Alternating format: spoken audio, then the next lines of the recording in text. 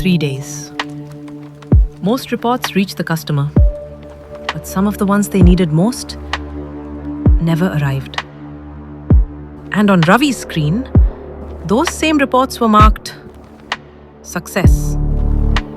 Ravi's phone lit up again. Neither of them looked. They already knew. Another escalation. Meera kept her eyes on Ravi and said, "Their operations team is still waiting. They cannot proceed without this report. Leadership wants an answer immediately. The SLA has been violated repeatedly. This could become a legal issue." Ravi reached for the trackpad, then stopped. He had already checked. 3 days earlier, it had been an ordinary morning. Ravi was rested, focused, and working through a day that felt completely familiar. Then, a support notification appeared. One of the customer's critical reports had not arrived.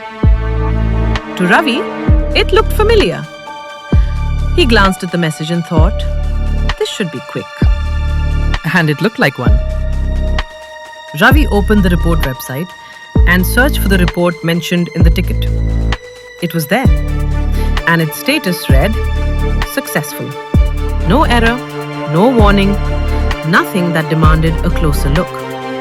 Probably a temporary delivery issue. He had seen it before, and his reaction was muscle memory. Select the report, click retry, and move on. To Ravi, this was a cakewalk. The retry went through. No error, no warning, nothing unusual. So Ravi moved on. To him, the issue was closed. Then the customer replied. The report still had not arrived. Ravi checked the website again. Successful. The system said the retry had worked, but the customer was still waiting. Maybe the retry had reused the same failed delivery. I'll generate a fresh copy. So Ravi started again. A new report, a fresh attempt, and another send. The successful. The customer checked again. Nothing. No report, no attachment, no delivery. The website said it had worked. The customer said it had not. This was no longer a support ticket quietly waiting in a queue. It had crossed into escalation. And this time, it had caught the attention of leadership. What Ravi had treated like a simple fix was becoming something the company could no longer ignore. Leadership wanted an update. Not another retry. Not another assumption. They wanted to know what had happened. That was when Ravi's manager, Meera, got involved. Bring me up to speed. Ravi explained the issue and walked her through every way he had tried to fix it. Every attempt had ended the same way. Successful in the system, missing for the customer. So why hasn't the customer received it? I don't know. The system isn't showing a failure. Meera asked, then what exactly are we telling leadership? Ravi searched the website for an answer, but all it gave him was success. Meera looked at the successful status. Then, at the unanswered escalation beside it. Take your laptop. We're moving this to the glass room. The meeting room at the end of the floor had been empty that morning. Minutes later, it became the war room. Ravi placed his laptop at the center of the table. Meera laid out the customer emails, the escalation trail, and every attempt that had already failed. Through it all, the website continued to say the same thing.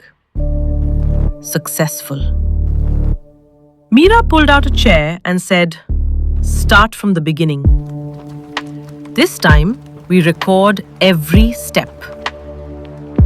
The quick fix was over. The investigation had begun. They stopped trying to resend the report. In their testing environment, Ravi now had to make the same failure happen on demand. He recreated the customer's conditions, then changed the inputs, the timing, the path, and the sequence. Meera documented every variation, but every controlled test ended normally. The system reported success, and the report completed its journey. Yet in the customer's environment, some critical reports still disappeared. One day became 2. 2 became 3. They tested every path they could think of. But the failure they needed to understand would not appear in their testing environment. By the third night, the glass room had become familiar in all the wrong ways. The table now carried 3 days of tests, notes, and explanations that had led nowhere. In their testing environment, every path worked, and the system offered the same answer it had offered from the beginning. Ravi's phone lit up. Neither of them moved. The room had heard that sound too many times. They had not run out of effort. They had run out of visible paths. The failure was happening somewhere the system had never shown them. Ravi reached toward the trackpad, then paused. Not because he had given up, because the screen had nothing new to tell him. The next morning, Arjun returned to the office after his paternity leave. He was the team's staff engineer. Meera met him near the glass room. "Welcome back. I need a fresh pair of eyes." She led him inside. The paper-covered table, the untouched coffee, and Ravi still sitting where the investigation had begun. Ravi walked him through the last 3 days, the reports that never arrived, the fixes that changed nothing, and every controlled test that behaved normally. Arjun listened without interrupting. He did not suggest another retry. He did not ask for one more variation. He pointed at the screen and asked, "Show me the evidence that the report actually left our system." Ravi searched through everything they had collected. There wasn't any. The system had declared the journey complete, without recording the part that mattered most. Arjun studied the 3 days of test results. You keep repeating the journey, but the system only shows you the beginning and the end. Without evidence between them, you aren't debugging. You're guessing. Meera asked, "So what do we investigate?" "Nothing yet. When the system cannot tell you what happened, you first enable the system to tell you what happened." They separated the two responsibilities. The report generator would create the report. The dispatcher would take responsibility for sending it. They gave every report a single identity, then added evidence at every handoff. Generated, accepted for dispatch, sent, confirmed. They rebuilt the service, deployed the instrumented version, and waited. Then another critical report began its journey. The generator completed its work. The dispatcher accepted the report. But no delivery confirmation followed. For the first time, the system showed them exactly where the journey had stopped. They had not fixed the failure yet. They had made it visible. Now that they could see the failure, they knew exactly where to fix it. The dispatcher had swallowed an internal error, while the system had declared the report complete too early. They corrected both. Errors could no longer disappear, and a report could no longer be marked complete until its delivery was confirmed. Then they turned to the reports already waiting in the backlog. One by one, the failed reports resumed their journey. The customers received what they had been waiting for.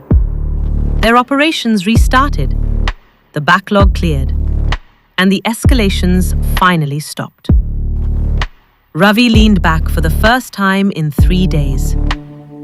Meera closed the escalation file, and Arjun quietly watched the system do what it should have done from the beginning: tell the truth. Then, sometime later, another report failed. But this time, there was no war room, no blind testing, no guessing. The system identified the report, showed the exact handoff, and explained exactly what had gone wrong. The team fixed it in seconds. Because when software can explain itself, a 3-day mystery becomes a moment's work.